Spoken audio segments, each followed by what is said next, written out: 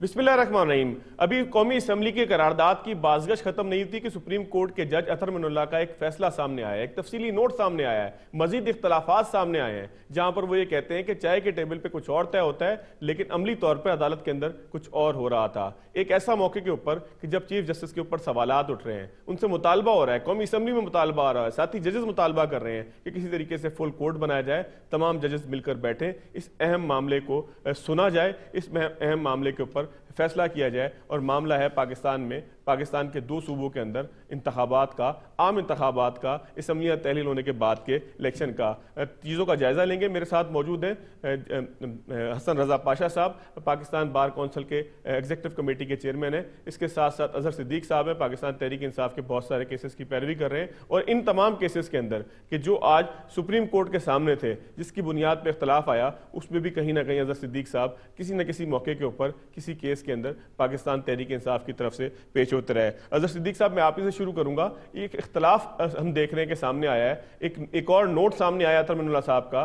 इसके बाद आपको लगता नहीं है कि इस मुतालबे को तस्लीम कर लेना चाहिए जो गुज़िश्ता रोज़ कौमी असम्बली के अंदर हुआ, कि जहां पर ये दरखास्त की गई, मुस्तरद किया गया उस फैसले के जिसको अक़लियत की बुनियाद पर कहा गया, और दरखास्त की गई कि तमाम जजेस मिलकर इस केस को सुने। बहुत शुक्रिया जी। पहले तो मैं बताता चलूं, ये जस्टिस अतर मिनुल्लाह साहब का एक नोट है, ये तफसीली फैसला नहीं है, एक डाइसेंट नोट है और उसमें 3 बड़ी गलतियां हैं। पहली गलती तो ये है, पैरा नंबर 10 के अंदर उन्होंने जिक्र किया है कि जनाब उन्होंने ये डिसमिस कर दी थी पिटीशन, लेकिन साथ ही उन्होंने जिक्र कर दिया है जस्टिस सैयद मंसूर अली शाह, जस्टिस जमाल मंदोखेल का।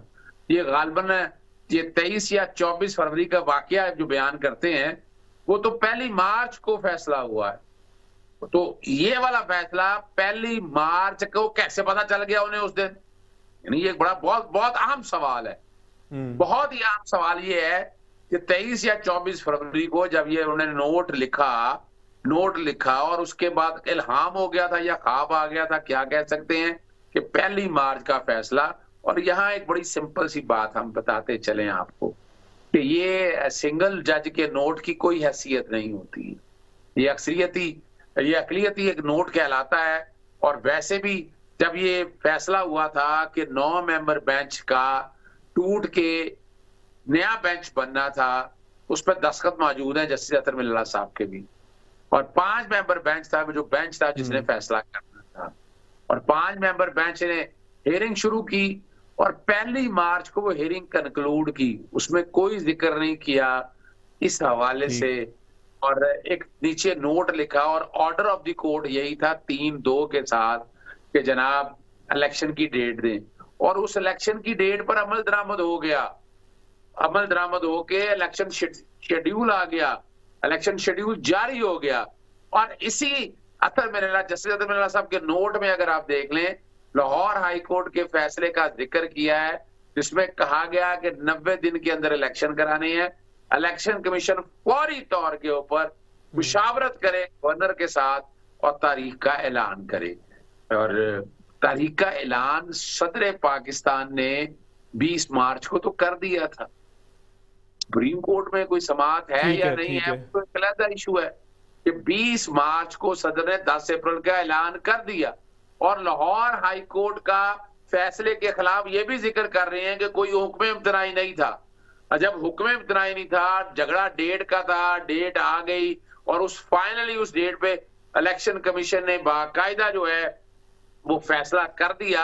और जहां तक ये 2 मेंबर बेंच या 3 मेंबर बेंच या ये सारी बातों को 6 मेंबर बेंच का जो फैसला है जस्टिस जादुल असर की सरबराही में, उन्होंने वो कंट्रोवर्सी भी खत्म कर दी है। हम पता नहीं इस कंट्रोवर्सीज में क्यों पढ़ना चाहते हैं। एक तो लेकिन अजहर सिद्दीक साहब, एक दो तीन इसके एस्पेक्ट हैं। अगर हम 2-3 एस्पेक्ट को अलग अलग लें अजहर सिद्दीक साहब, तो ये मामला तो है ना कि कोर्ट के अंदर एक नई बहस शुरू हो गई है, क्रेडिबिलिटी के मामलात भी आ रहे हैं, जजेस जो है वो अलग अलग रास्ते की तरफ निकल पड़े हैं। आप उन तमाम चीज़ों को टेक्निकल आपने टाइमलाइन बताई, जाहिर है कि उससे कोई डिनाई नहीं कर सकता कि जी पहले कैसे आपको पता लगा कि जो है वो 1 तारीख को क्या होने वाला है। वो मैं उससे जो है वो कोई आपसे बहस नहीं कर रहा हूँ, मैं हसन पाशा साहब की तरफ भी जाऊँगा। लेकिन मेरा आपसे सवाल यही है कि कोर्ट के अंदर जब इतनी तकसीम हो जाए तो उसके बाद फुल बेंच बनाने का, फुल कोर्ट बनाने का जो मुतालबा है, वो गलत तो नहीं है ना कि आप अगर बहस में सारे पड़ जाएं? अच्छा देखिए, फुल कोर्ट कहां बनाई जाती है? ये तो नहीं है मुझे किसी की शक्ल अच्छी लगी है, 2 + 2 अगर 4 हो तो उसके लिए फुल कोर्ट बनाने की तो जरूरत नहीं है ना जी। फुल कोर्ट कहाँ बनती है, या लार्जर बेंच वहां बन जाता है जहां कंफ्यूजन हो। जहां लाहौर हाई कोर्ट के सिंगल जज ने, अकेले जज ने, और जस्टिस अतमन्ना उस फैसले को मानते हैं, वो फैसला ही कर दिया, तो फुल कोर्ट में करना क्या है? सवाल ये है कि फुल कोर्ट में क्या करना है। फुल कोर्ट में डेट देनी है, कोई डेट तो आ गई हुई है, 90 दिन के अंदर आ गई है डेट। अब फुल कोर्ट क्या करेगा? फुल कोर्ट कहेगा कि नहीं, इस लेकिन डेट अजहर की सिद्दीक साहब, बजाय मेंटेनेबिलिटी का एक इशू आ गया था ना यहाँ पर, एक मेंटेनेबिलिटी को छोड़ दे। मेंटेनेबिलिटी का इशू भी था। अजहर सिद्दीक साहब, मैं आपकी उसका एक तरफ इसलिए रखना जरूरी है कि जस्टिस अतमन्ना ने खुद ही फैसला कर दिया। उन्होंने कह दिया कि लाहौर हाईकोर्ट का फैसला आ गया, कोई हुक्म इम्तराई नहीं था, और इस वक्त लाहौर हाईकोर्ट में कोई चीज ज़ेरे इल्तवा नहीं है। ये मैंने लास्ट हियरिंग जो 4 अप्रैल को हुई थी, मैंने अदालत के सामने ये बात रखी थी 3 अप्रैल वाले दिन, कि कोई लाहौर हाईकोर्ट में ज़ेरे इल्तवा नहीं है।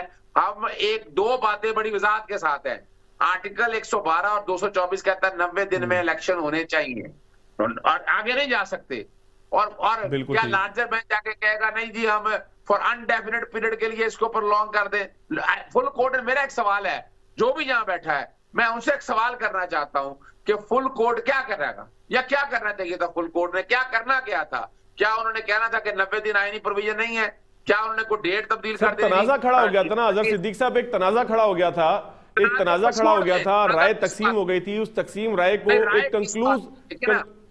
कंक्लूजन की तरफ जाने के लिए फुल कोर्ट की जरूरत थी ना अजहर सिद्दीक साहब, और तो कोई मुतालबा नहीं। अगर सुनने के हवाले से है ना, असबूत नोटिस को भूल जाए एक तरफ, लाहौर हाईकोर्ट का फैसला मौजूद है जिसने कहा 90 दिन में इलेक्शन होने चाहिए, तो 90 दिन असबूत नोटिस में लड़ते रहिएगा जबकि लड़ना है आपने, जबकि लेकिन उसमें भी 6 मेंबर बेंच ने वो तय कर दिया असबूत नोटिस वाला मामला भी, तो इसलिए असबूत नोटिस वाला मामला भी खत्म हो चुका है, पास एंड क्लोज ट्रांजैक्शन है। 6 मेंबर बेंच जो 4-3 की बात कर रहे थे, वो 6 मेंबर बेंच ने फैसला कर दिया है कि असबूत नोटिस ले सकते हैं। चीफ जस्टिस का इस्तेहकाक है, बेंच किसने बनाना है, चीफ जस्टिस, सारी की सारी बातें अब तय हो चुकी हैं। There is no controversy right now.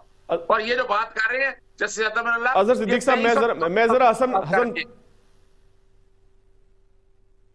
Hasan Pasha साहब की तरफ भी मैं आ जाऊं। पाशा साहब, आप क्या कहेंगे कि अजहर सिद्दीक साहब कहते हैं कि इसमें कोई टेक्निकलिटी नहीं है, लाहौर हाई कोर्ट का एक फैसला आ गया था, उसके बाद इस बेंच की तश्कील के हवाले से भी वो कहते हैं कोई बाम नहीं था, ये जज जो है वो अलग हो गए थे, तो अब जो है वो जस्टिस अतमन्ना का जो एक नोट है, इसकी कोई कानूनी हैसियत आप समझते हैं? क्योंकि अजहर सिद्दीक साहब तो इसको मानने के लिए तैयार नहीं है, वो कहते हैं कि ये एक इख्तलाफी नोट है बस।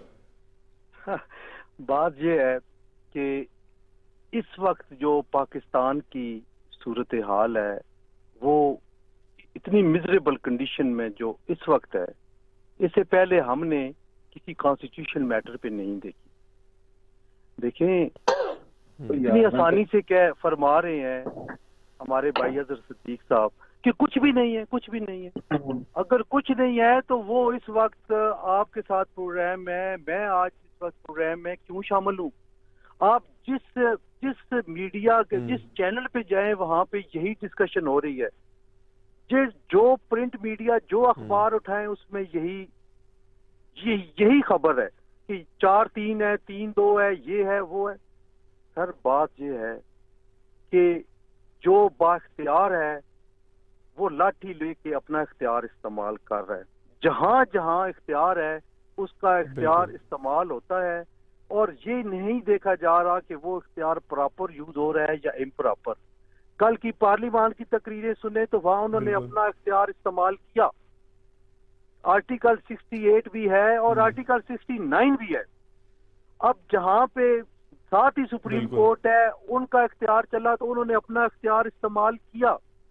सर मैं 22 करोड़ आवाम की बात कर रहा हूं जो इस वक्त गो मगो की कैफियत में है, जो इस वक्त मुल्क में सबसे बड़ी समझने से कासिर है कि हकीकत क्या है, ठीक है, जो कॉन्स्टिट्यूशनल इशू है उस पे सब परेशान है, और सबसे बड़े स्टेक होल्डर इस वक्त कॉन्स्टिट्यूशन के हवाले से और कानून के हवाले से वो वकला हैं।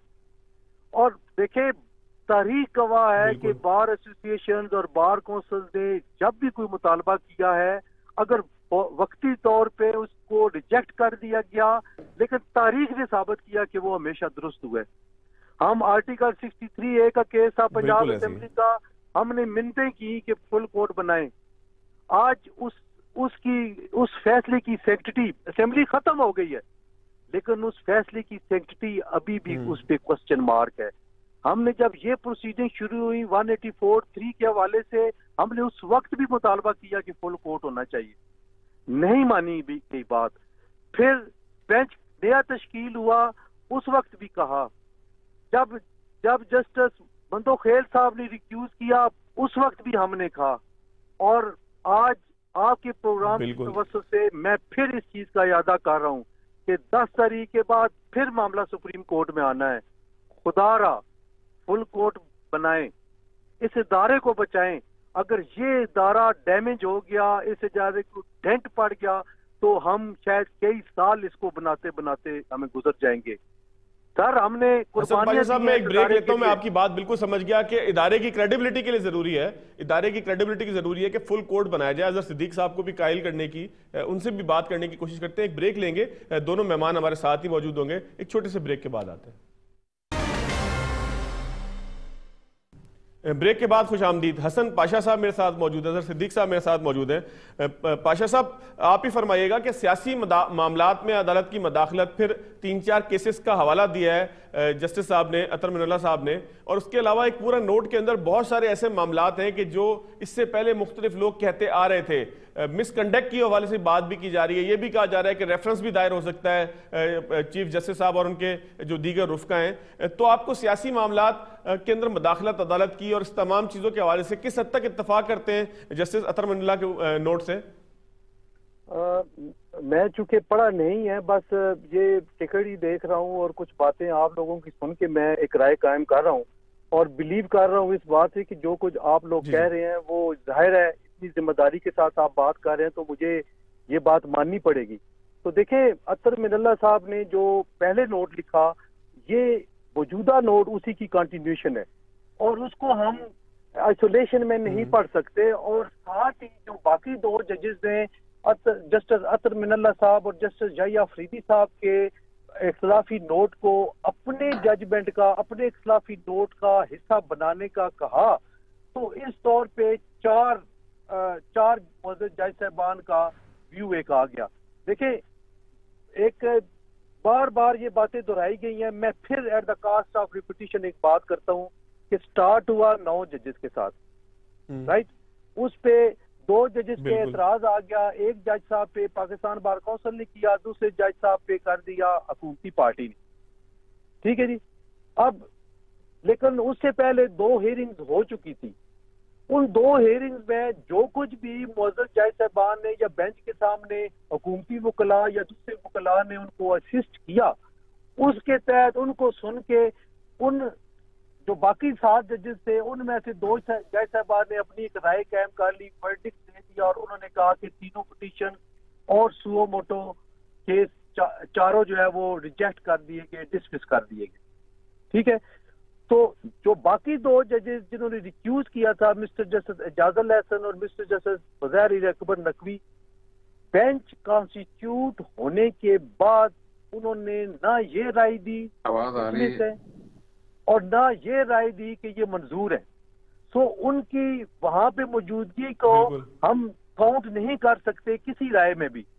तो 7 रुकनी बेंच को अगर देखें तो 2 मुअज़्ज़ज़ जज साहबान की पहले राय आ गई उन्हीं प्रोसीडिंग में, और बाकी 2 मुअज़्ज़ज़ जज साहबान की 5 रुकनी बेंच पे जो फैसला था उसमें 2 की आ गई और उन्होंने उसको साथ मिला के कहा। अब देखिए, ये भी इसी तरह honourable supreme court of Pakistan के मुअज़्ज़ज़ जज साहबान हैं जिस तरह की बाकी हैं, और सिर्फ डिस्टिंक्शन ऑनरेबल चीफ जस्टिस साहब को सिर्फ ये होती है कि he is senior amongst other जजेस, और कुछ इंतजामी इख्तियारात उनको कोई शक नहीं है कि वो हासिल है जो कि बाकी जजेस को नहीं हासिल। तो इस तौर पे लेकिन जब बेंच का हिस्सा होते हैं तो उनकी राय भी इसी तरह गिनी जाती है जिस तरह एक जज की।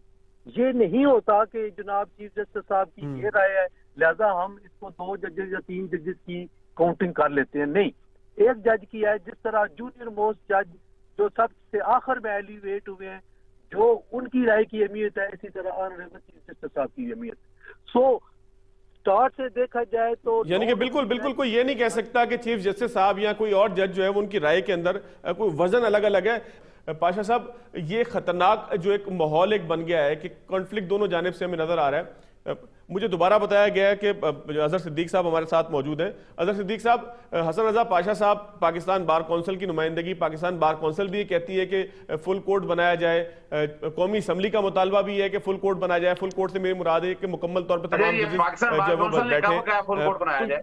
इस कॉन्फ्लिक्ट के बाद जी हसन रजा पाशा साहब मेरे साथ मौजूद हैं, वो कहते हैं कि जी वकला का मुतालबा भी यही है। हसन रजा पाशा साहब वाइस चेयरमैन तो हैं, पाकिस्तान बार काउंसिल की रेजोल्यूशन दिखा दें कोई कि कौन सी पाकिस्तान बार काउंसिल की रेजोल्यूशन है फुल कोर्ट बनाने की, जो मेजॉरिटी है 22 में से कितने मेंबर्स की। लेकिन सदीक साहब मैं आपको दिखा देता हूँ, आप मेरे पास आप होनी चाहिए ना कोई 22 चेयरमैन हमारे दोस्त हैं, हमारे भाई हैं, कोई अर्ज नहीं है। लेकिन ये कहना कि जनाब वो पाकिस्तान बार काउंसिल ने कहा वो रेजोल्यूशन दिखा दें जो मेजॉरिटी की है। मैं आपको दिखा देता हूँ, आई एम अवेलेबल, आप तशरीफ लाए। चले अजहर सिद्दीक साहब, रेजोल्यूशन आ जाएगी ना? अगर रेजोल्यूशन नहीं आई तो कौमी असेंबली की रेजोल्यूशन तो मौजूद है ना आपके पास, अगर इस वक्त पाकिस्तान बार काउंसिल की रेजोल्यूशन नहीं है। ऐसे नहीं है, बात बड़ी सीधी सी है। मुझे वो भी कोई कानून बता दें जब सुप्रीम कोर्ट का फैसला आ जाए उसके बाद कोई सिंगल नोट आए तो कहा जाए कि जरा फुल कोर्ट किसके, अभी तो प्रोसीडिंग पेंडिंग ही कोई नहीं है वहां पर। कोई चीज पेंडिंग नहीं है इस वक्त, सारे साहब। लेकिन हर्ज क्या है, हर्ज क्या है? चले प्रोसीडिंग वो हर जगह देखे ना, रिव्यू के अंदर अगर जो है वो हुकूमत जाती है, मुझे शक्ल अच्छी नहीं लगती है तो इसका मतलब ये है कि मैं कहूं कि जो मर्जी जिस तरह मर्जी हो जाए। सवाल ये है कि कानूनी बात बताएं। हसन रजा पाशा साहब बता दें कौन से कानून के तहत फुल कोर्ट बनेगा जी अब इस वक्त, जब मामला है कोई नहीं पेंडिंग, इस वक्त जब मामला डिसाइड हो गया है कौन सा जी पाशा साहब किस कानून के तहत बन सकता है? कौमी असेंबली किस कानून के तहत मुतालबा कर रही है? पाशा साहब आप क्या कहते हैं? अब इनसे इजाजत लेके मुझे बात करने दें प्लीज, मुझे इजाजत है, मैं बोल। जी जी अजहर साहब, जरा पाशा साहब की भी सुन लीजिएगा जी। अजहर साहब मेरे भाई हैं, लेकिन एक बात मैं आपको बताता चलूं कि जिंदगी में जनाब किसी बार एसोसिएशन के एग्जीक्यूटिव कमेटी भी मेंबर नहीं बने, प्रेसिडेंट तो दूर की बात है।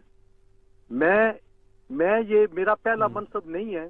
मैं कोई आवाज नहीं आ रही, मुझे समझ ही कोई नहीं आ रहा क्या हो रहा है। मैं समझा देता हूँ ना, मैं दो दफा मैं डिस्ट्रिक्ट बार का प्रेसिडेंट रहा हूँ, मैं हाई कोर्ट बार का प्रेसिडेंट रहा हूँ, मैं पंजाब बार काउंसिल का चेयरमैन रहा हूँ, मैं हाई कोर्ट का जज रहा हूँ, मैं आज पाकिस्तान बार काउंसिल का चेयरमैन हूँ। सर मेरी गुजारिश सुने जनाब, किसी बॉडी में आज तक नहीं रहे, इनको इनका पता ही नहीं है कि जब कोई एक ओहदेदार कोई बात करता है तो उसका मतलब होता है कि वो बार की नुमाइंदगी कर रहा है।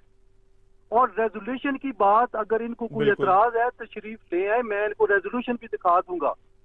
मैं कोई गैर जिम्मेदार बंदा नहीं हूं, मैं पूरी जिम्मेदारी के साथ मैं जवाबदेह भी हूं अपनी बार काउंसिल को। ये इस तरह बात ना करें। एक इन्होंने तंजीम बनाई है, जुडिशियल एक्टिविज्म पैनल के नाम से बनाई है, एक वो एनजीओ टाइप इन्होंने बनाई है, सारी जिंदगी उस पर काम करते रहे हैं, किसी बार एसोसिएशन के ये ओहदेदार नहीं मुंतखब हुए।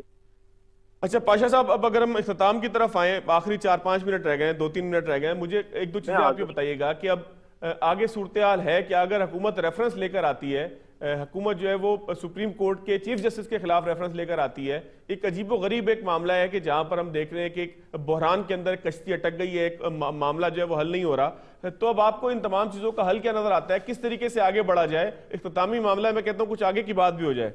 अब मैं आगे की बात करता हूँ। एक और बात जनाब अजहर सिद्दीक साहब ने फरमाई कि किस कानून के तहत बेंच बनेगा। मैं बताता हूँ किस कानून के तहत बेंच बनेगा। जिस कानून के तहत 6 रुकनी बेंच बना गया वही कानून है कि जो जस्टिस काजी फायज ईसा साहब और जस्टिस अमीनुद्दीन साहब के फैसले को अनडू करने के लिए जिस कानून के तहत, जिस रूल के तहत 6 रुकनी बेंच बना, उसी के तहत ऑनरेबल चीफ जस्टिस साहब पाकिस्तान को ये इख्तियार हासिल है कि वो फुल कोर्ट बेंच बना सकते हैं। ठीक है ना?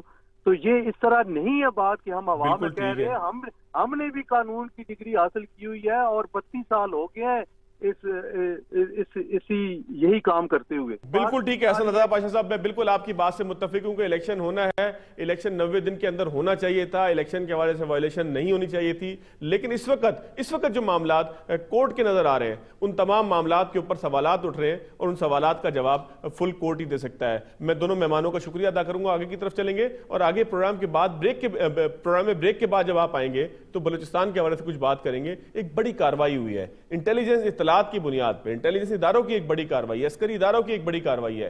कार्रवाई क्या है, कितना बड़ा जो रियासत पाकिस्तान को फायदा पहुंचेगा, कितना ज्यादा नुकसान हो रहा था, तमामी चीजों पे बात करेंगे एक ब्रेक के बाद। ब्रेक के बाद खुशामदीद। बलूचिस्तान से एक बड़ी खबर आई है। एक जानिब तो मुल्क के अंदर हम आईनी बहरान देख रहे हैं, अदालती बहरान देख रहे हैं, लेकिन कुछ अच्छी खबरें भी हैं। और अच्छी खबर बलूचिस्तान से आई है कि दहशतगर्दों का एक सरगना, दहशतगर्दों की एक टोली का सरबरा जो दहशतगर्दों को मुत्तहिद करने का भी सबब बन रहा था, मुत्तहिद करने का सामान पैदा कर रहा था, वो गिरफ्तार हुआ है। सिक्योरिटी फोर्सेस की कार्रवाई है, इंटेलिजेंस एजेंसियों की कार्रवाई है, बड़ी कार्रवाई है, क्योंकि ये वो शख्स है जिसका नाम गुलजार शंबे है, जो बलूचिस्तान के मुख्तलिफ इलाकों के अंदर वारदातों के अंदर दहशतगर्दी की वारदातों में मुलव्विस था। आगे कैसे बढ़ेंगे, आगे बढ़ने का रास्ता क्या होगा? बलूचिस्तान असेंबली की वो करारदाद मुझे याद है कि जिसमें पहाड़ों पर चढ़े लोगों से मुज़ाकरात के हवाले से कहा गया। हमारे साथ मौजूद हैं जनरल रिटायर गुलाम मुस्तफ़ा साहब, उनसे पूछेंगे क्योंकि आर्मी के अंदर भी जब मौजूद थे तो स्ट्रेटजीज के हवाले से बहुत उनका एक मलका रहा है, वो मुख्तलिफ काम करते रहे। साथ साथ हमारे नुमाइंदा खुसूसी हैं शाहिद रिंद साहब, बलूचिस्तान से ताल्लुक है, इस्लामाबाद से जो है वो न्यूज़ के लिए रिपोर्टिंग करते हैं, वो भी मौजूद हैं। जनरल साहब आपकी इजाज़त से शाहिद रिंद साहब से अगर मैं कुछ तफसील ले लूँगा। शाहिद रिंद साहब, कितनी बड़ी कार्रवाई इसको इस सेंस में कहा जाएगा, अगर आप उसको टेयर्स देखें, बलूचिस्तान के अंदर पहाड़ों पर चढ़े हुए दहशतगर्दों को देखें तो उन सारों के अंदर इसका क्या रुतबा था, किस जगह पर जो है वो इसको रेड किया जाता था और कितनी बड़ी कामयाबी इसको लगता है कि आपको बलूचिस्तान से दहशतगर्दी खत्म करने के अंदर समझा जा सकता है? फवाद देखें, अगर हम गुलजार इमाम की गिरफ्तारी की बात करते हैं तो थोड़ा सा हमें बैकग्राउंड में जाना पड़ेगा। गुलजार इमाम बेसिकली बैकग्राउंड के हवाले से अगर हम देखते हैं तो स्टूडेंट पॉलिटिक्स का हिस्सा रहे और उसके बाद 2009 तक वो प्राइवेट कॉन्ट्रैक्टर और एक अखबार के कॉरेस्पॉन्डेंट के तौर पर भी उन्होंने मकरान डिवीजन के ज़िला पंजगुर में काम किया और उसके बाद वो जो है मिलिटेंट ऑर्गेनाइजेशंस के साथ एफिलेट हुए और ब्राह्मदाग बुगटी गो के वो ब्राह्मदाग बुगटी ये दावा करते हैं कि उनका बीआरए से ताल्लुक नहीं, लेकिन बीआरए का हिस्सा बने और फिर आज से चंद साल कबल अगर हम देखते हैं तो गुलजार इमाम ने बीआरए से अलहदगी इख्तियार की और एक और फिक्शन ग्रुप जो है यूबीए का वो टूटा, इन दोनों का मर्जर हुआ और इस मर्जर के नतीजे में बीएनए बलोच नेशनल अलायंस बनाई गई और उसके कुछ अरसे के बाद ये बीएनए जो है वो बीएलए और बीएलएफ का जो ज्वाइंट जिसे कहते हैं अम्ब्रेला ऑर्गेनाइजेशन ब्रास बनाई गई उसका हिस्सा थे। तो अगर इस वक्त जो सूरत हाल है बलूचिस्तान में उसमें अगर हम मिलिटेंसी को देखते हैं तो टॉप 3 कमांडर्स में तीसरे नंबर पे हम उन्हें रेट कर सकते हैं, जो अभी तक की मेरी मालूमात है।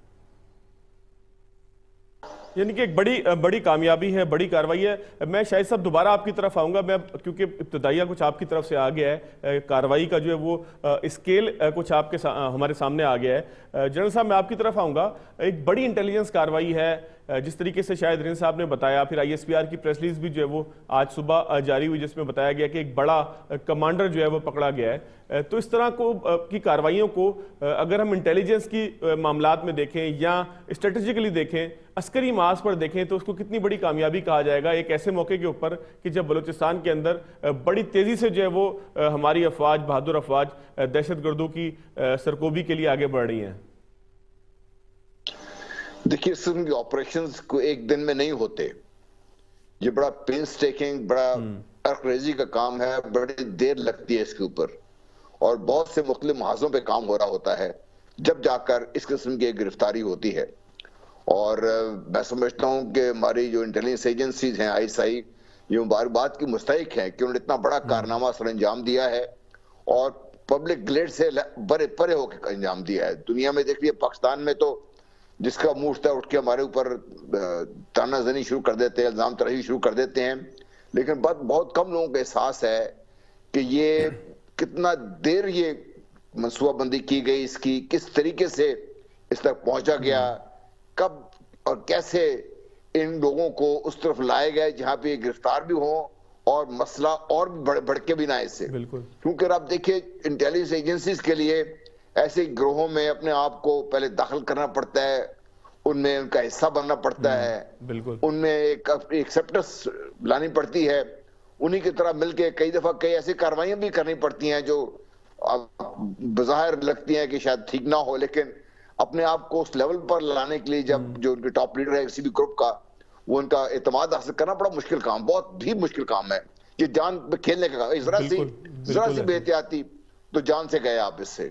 और पता नहीं हमें इंटेलिजेंस तो बता नहीं रही कितने हमारे बच्चों ने इस दौरान अपनी जानों का नजराना पेश किया होगा। बहरहाल मैं समझता हूँ कि बहसीत कौम हमें मुबारकबाद देनी चाहिए हमारी इंटेलिजेंस एजेंसीज को, जिन्होंने इतना बड़ा काम दिया है। इसकी आप इसको और तरीके से भी देखिए इसको, क्योंकि आप देख रहे हैं कि ये एक एंड है हमारे सी पैक का, ग्वादर, और इस इलाके में जहां पे ये ऑपरेटिव थे, ये वो इलाका है जहां पे हमारा दुश्मन चाहता ये है कि किसी न किसी तरीके से सी पैक अगर खत्म नहीं हो सकती, वो दो एंड से, एक तक तो गिलगित बल्तिस्तान है, दूसरा ये एंड ये है इस इलाके में, क्योंकि इसके पोटेंशियल बहुत ज्यादा है इलाके का।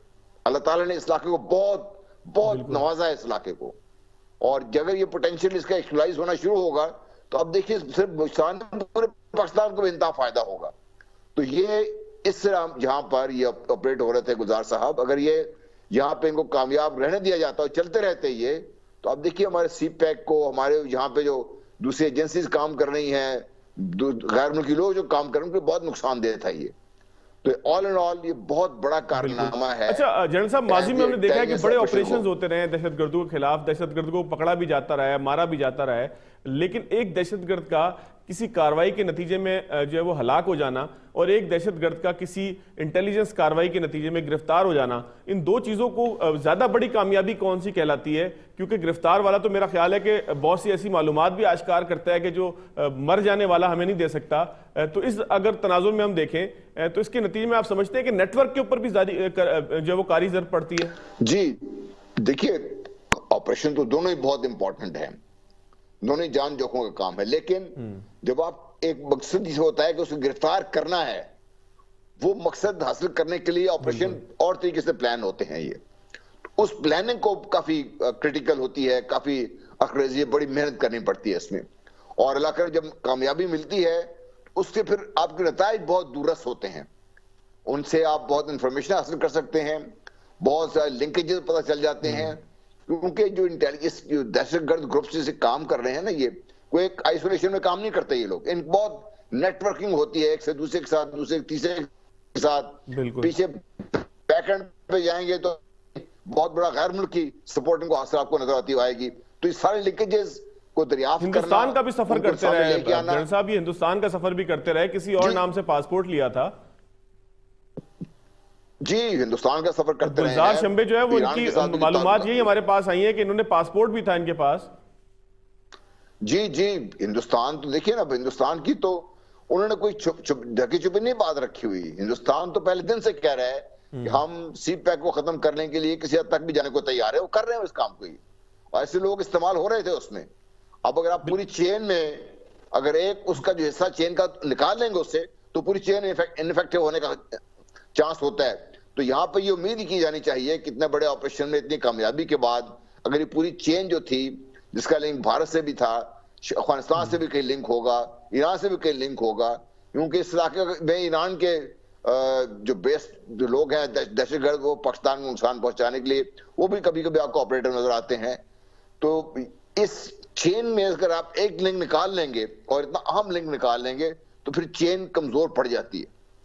बहुत ये कामयाबी है। बिल्कुल ठीक है, बिल्कुल ठीक है। शाहिद साहब, मुझे कुछ जमीनी हकाइक भी बताइएगा, जैसा जनरल साहब ने कहा कि अगर चेन के अंदर से एक लिंक निकाल लिया जाए तो चेन फिर पूरी कमजोर पड़ जाती है। अगर जमीनी हकाइक देखें बलूचिस्तान की, तो इस ग्रुप के सरबराह का पकड़े जाना कि जो दहशतगर्दों के इंजमाम का सबब भी बन रहा था, उन तमाम जो पहाड़ों पर चढ़े हुए जो शिद्दत पसंद हैं, शर पसंद हैं, उनको जो है वो एक जगह पर जमा करने का सबब भी बन रहा था, तो जो नेटवर्क इस वक्त जमीनी तौर पर मौजूद है उसको कितनी कारी जरूरत पड़ी होगी? देखिए फवाद, अगर हम रियलिस्टिकली बात करें तो ये एक बहुत बड़ी कामयाबी है सिक्योरिटी फोर्सेस की, उनको अरेस्ट करना। लेकिन इस कामयाबी के बाद क्या दिन में या 24 घंटों में बलूचिस्तान में सूरत हाल तब्दील हो जाएगी? तो मेरा जवाब नहीं में है। उसकी वजह यह है कि बलूचिस्तान की सूरत हाल में सबसे बड़ा प्रॉब्लम हमारे सामने जो आता है वो ये है कि बलूचिस्तान को इस वक्त एक काइनेटिक और नॉन काइनेटिक दोनों तर्ज की जो काम है उसमें इक्विवेलेंट लेके आगे चलना है। ये नहीं हो सकता कि आप एक तरफ अगर ऑपरेशंस कर रहे हैं दहशतगर्दों के खिलाफ, दूसरी तरफ आपने डेवलपमेंट और गवर्नेंस ठीक करनी होगी। डेवलपमेंट और गवर्नेंस ठीक नहीं होगी, सिक्योरिटी फोर्सेस जितनी भी कुर्बानियां देती रहें, जितनी भी गिरफ्तारियां करती रहें, वो जो रूट कॉज है मसले का वो हल नहीं हो पाएगा। मेरे सामने आज जब ये प्रेस रिलीज आई है तो आई थिंक स्टेट के सामने आज एक बहुत बड़ा ऑप्शन है कि how to treat with him. क्या इधर उसके साथ जो है ना उसकी जो कोर्ट प्रोसीडिंग्स हैं वो कंप्लीट करके उसे सजा दी जाए, या फिर उससे बैठ के बात की जाए, क्योंकि अगर कल कुछ भी सूरत हाल होती है, यही बंदा अपने इलाके में वापस जाता है, तो क्या उस इलाके में आज नौकरियां फरोख्त नहीं हो रही, बंद हो गया है वो मामला, तो फिर नौजवानों को रोजगार मिलेगा? क्या सेहत की सहूलतें नौजवानों को या खवातीन को या बच्चों को उस इलाके में मिल रही हैं? तो फिर हो सकता है कि लोग कहेंगे वो जो एहसास महरूमी का एक फैक्टर था वो खत्म हो गया है। तालीम का मामला, रोड नेटवर्क का, एक जो कुर्बानियों वाला एस्पेक्ट है आपका सिक्योरिटी फोर्सेस का या जो ऑपरेशंस वाला एस्पेक्ट है वो अपनी जगह पे जारी है, लेकिन द पॉलिटिकल ओनरशिप वो हमें नजर नहीं आती। जो सिविलियन गवर्नमेंट ने जो जरगून रोड पे बैठी है, देखें 2010 से पहले इस्लामाबाद को हर चीज पे जिम्मेदार ठहराना बहुत आसान था। 2010 के 7th NFC अवार्ड के बाद तकरीबन 1300 से 1500 अरब रुपया बलूचिस्तान मुंतकिल हुआ है। क्या जमीनी हकायक वहां पे बदले हैं या डेवलपमेंट और गवर्नेंस मॉडल बदला है? तो जवाब है नहीं में। तो जब जवाब नहीं में, तो ये जो कामयाबियां हैं ये आपको आर्जी फायदा जरूर दे सकती हैं, लेकिन जो इशू का रूट कॉज है वो इससे एड्रेस नहीं हो सकता। मेरे ख्याल से इस वक्त जो सूरत हाल है उस सूरत हाल में गुलजार की जो पोजीशनिंग थी अपनी जो रैंक एंड फाइल्स हैं उसमें अगर हुकूमत ने किसी से मुज़ाकरात करने हैं तो रेलेवेंट लोग फिर ये हैं, इनसे बैठ के पूछा जाए कि इनके मसाइल क्या थे, क्यों ये इस एक्सटेंट तक गए। मेरा ख्याल है स्टेट को एक अपॉर्चुनिटी मिली है, स्टेट को इसको बेहतर तरीके से डील करना चाहिए। बिल्कुल ठीक है शाहिद साहब, मैं जनरल साहब के पास भी यही सवाल लेके आता हूं। आपने बड़ा अहम नुक्ता एक उठाया है कि एक अहम आदमी पकड़ा गया है। ज़ाहिर है इसके जरिए आप नेटवर्क खत्म करने के साथ साथ जो मामलात खराबी की तरफ गए कि जिसकी वजह से लोग पहाड़ों की तरफ चढ़े, गवर्नेंस का मॉडल जो है उसको ठीक करने के लिए भी जो है वो एक अलार्मिंग या अलार्म बेल एक बज गई है। जनरल साहब आप क्या कहते हैं, किस तरीके से डील करना चाहिए, क्योंकि अब आगे बढ़ना होगा। ज़ाहिर एक कमांडर गिरफ्तार हुआ है, उसकी गिरफ्तारी के बाद किस तरीके से बलोच अवाम को ये एक मैसेज दिया जाए कि इसको गिरफ्तार करने के नतीजे में जो बदमनी का एक मामला है उसको कम किया गया, अब आपकी तरक्की के नए रास्ते खुलेंगे। किस तरीके से स्टेट को डील करना चाहिए, खासतौर पर बलूचिस्तान हुकूमत को? देखिए, जो सिक्योरिटी एजेंसीज का काम है कि खास एनवायरनमेंट मुहैया करना जो हमारे सियासी अकाबरीन हैं या सियासी गवर्नमेंट्स हैं उनके लिए, ताकि वो मामलात को आगे बढ़ाएं और मुल्क की तरक्की की, मुल्क के लिए बेहतरी का काम करें। मेरा जहां तक बलूचिस्तान के आम लोगों से ताल्लुक है, मिलता रहता हूं, मैं जाता रहता हूं, उनसे मिलता हूं, वो लोग अब डिफरेंट सोच रहे हैं। उनकी सोच ये है कि हमारा हक है, अवाम है, हमारा हक है, हुक्मरानी हमारा हक है, हमें इन लोगों से लेना पड़ेगा, हम इस लेके आगे चलना पड़ेगा इनको। तो ये जो एनवायरनमेंट पैदा हुई है, इसमें जो बलूचिस्तान की सियासी लीडरशिप है, इसके लिए बहुत सुनहरी मौका है कि अपने आप को फिर अपने अवाम के लिए रेलेवेंट बनाएं और इस इलाके में जो जरूरियात हैं उनकी, लोगों की, और वो इतनी ज्यादा जरूरियात नहीं है उनकी, to start with basic amenities चाहते हैं ना, उनको हेल्थ फैसिलिटी चाहिए, एजुकेशन फैसिलिटी चाहिए, उनके बच्चों को भी तो वो हक है ना जो सरदारों के बच्चों को है कि वो जाके पूरी दुनिया में पढ़ते हैं। उन बच्चों को कम से कम स्कूल तो चाहिए ना, उनको कम से कम एक बेसिक हेल्थ, बिल्कुल ठीक है, बुनियादी सहूलियात मिलेंगी तो फिर जो है वो लोग अमन की तरफ आएंगे, तरक्की की तरफ आएंगे। जनरल साहब आपका बहुत शुक्रिया, शाहिद साहब आपका बहुत शुक्रिया। आज के प्रोग्राम में बस इसी मैसेज के साथ इख्तिताम करेंगे। जिस तरह जनरल साहब ने कहा, शाहिद साहब ने कहा कि इंटेलिजेंस एजेंसियों का काम, अस्करी इदारों का काम यही है कि एक ऐसा मौका फराम करें कि जहां पर सिविलियन गवर्नमेंट अच्छे तरीके से अपने लोगों को कुछ ना कुछ डिलीवर करने के काबिल हो सके। जब तक ये नहीं होगा उस वक्त तक बलूचिस्तान हो या मुल्क का कोई और खित्ता हो, उसमें जो है अमन नहीं आ सकता, लोगों की तरक्की का कोई काम नहीं हो सकता। आज के प्रोग्राम से इतना ही याद दीजिए। अल्लाह हाफ़िज़।